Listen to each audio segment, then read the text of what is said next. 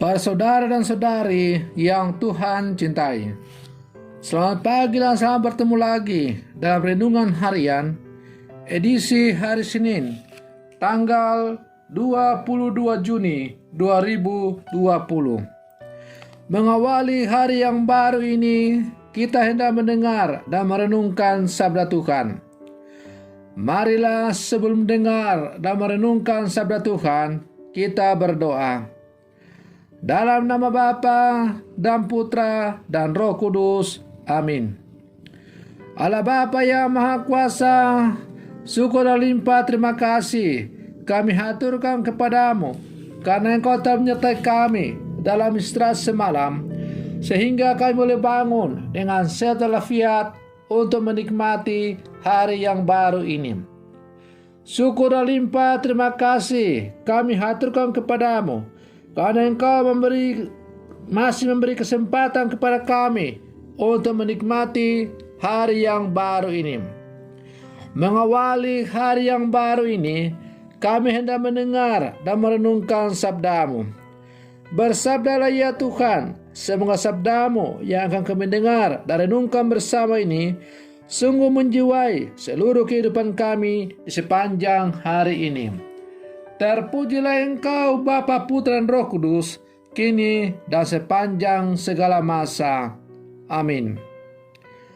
Para saudara dan saudari yang Tuhan cintai, sabda Tuhan yang hendak kita dengar diambil dari bacaan Injil hari ini, yaitu Injil Matius pasal 7 ayat 1 sampai 5. Tuhan sertamu. Inilah Injil Tuhan kita Yesus Kristus menurut Santo Matius. Janganlah kamu menghakimi, supaya kamu tidak dihakimi. Karena dengan penghakiman yang kamu pakai untuk menghakimi, kamu pun akan dihakimi. Dan ukuran yang kamu pakai untuk mengukur akan diukurkan kepadamu. Mengapakah engkau melihat selumbar di mata saudaramu, sedangkan balok di dalam matamu tidak engkau ketahui? Bagaimanakah engkau dapat berkata kepada saudaramu, biarlah aku mengeluarkan selumbar itu dari matamu, padahal ada balok di dalam matamu? Hai orang munafik, keluarkanlah dahulu balok dari matamu, maka engkau akan melihat dengan jelas untuk mengeluarkan selumbar itu dari mata saudaramu. Demikianlah Injil Tuhan. Para saudara dan saudari yang Tuhan cintai, Injil yang hari ini kita dengar masih berbicara tentang khotbah Yesus di atas bukit. Kali ini Yesus berbicara tentang hal menghakimi. Tuhan Yesus tidak saja mengajar para pengikutnya tentang relasi dengan Allah dan sikap terhadap harta dan sesama, tetapi Ia ingin para muridnya memiliki relasi yang benar dengan sesamanya. Tuhan Yesus melarang kita menghakimi. Maksud Tuhan bukan berarti kita tidak usah memperdulikan kesalahan orang lain dan membiarkan orang yang berbuat salah itu hidup dalam kesalahannya atau dosanya. Yesus juga tidak bermaksud bahwa Allah melarang adanya lembaga peradilan atau pengadilan. Maksud Tuhan dengan tidak boleh menghakimi adalah menghakimi menggunakan ukuran yang keras dan tidak bertujuan untuk memulihkan. Ia juga melarang kita menghakimi dengan standar ganda, ukuran yang lunak dan rendah untuk diri kita sendiri, sementara ukuran yang keras dan bahkan terlalu tinggi kita pakai untuk mengukur orang lain. Saudara-saudari yang Tuhan cintai, oleh karena itu kita diajak supaya dalam memberikan penilaian atau ukuran hendaklah kita menggunakan tolak ukur yang dikehendaki oleh Allah. Dan tolak ukur yang dikehendaki oleh Allah itu ialah tolak ukur yang didasarkan dengan kasih. Memang melihat kesalahan orang lain adalah tindakan yang paling mudah kita lakukan. Namun, melihat apalagi mengakui kesalahan sendiri, betapa sulitnya kita lakukan. Bahkan walaupun kesalahan yang kita lakukan sudah jelas-jelas, kita juga masih mencari pembenaran untuk membenarkan diri kita. Sementara kesalahan sesama kita, meskipun itu hanya kesalahan sepele, kita besar-besarkan. Seakan-akan orang itu adalah orang yang paling jahat di muka bumi ini.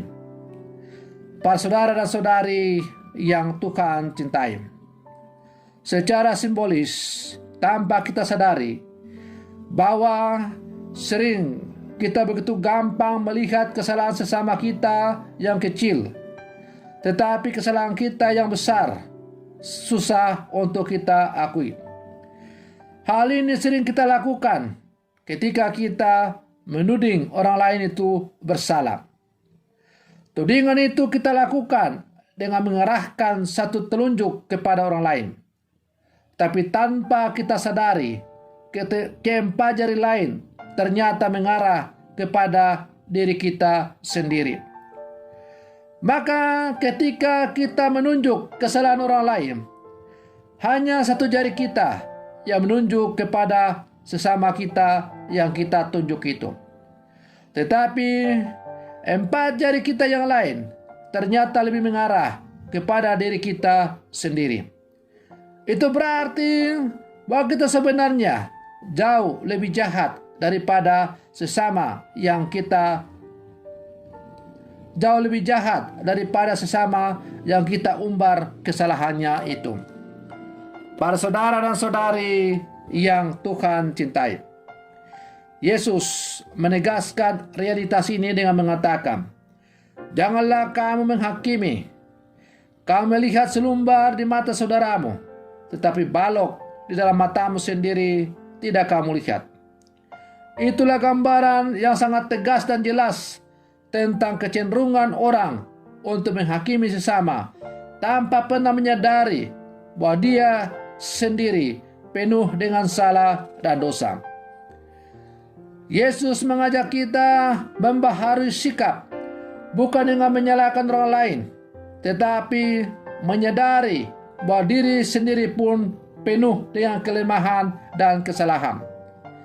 Karena itu cara terbaik untuk membenahi keadaan yang buruk bukan dengan cara penghakiman, melainkan dengan cara mengubah diri kita, dan yang lain pun diharapkan serentak mengalami perubahan atau mengubah dirinya.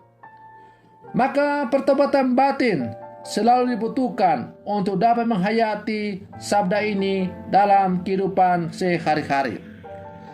Para saudara dan saudari yang Tuhan cintai, kalau kita mau mengubah dunia, maka kita hanya bisa mengubah dunia apabila kita mulai dengan mengubah diri kita sendiri.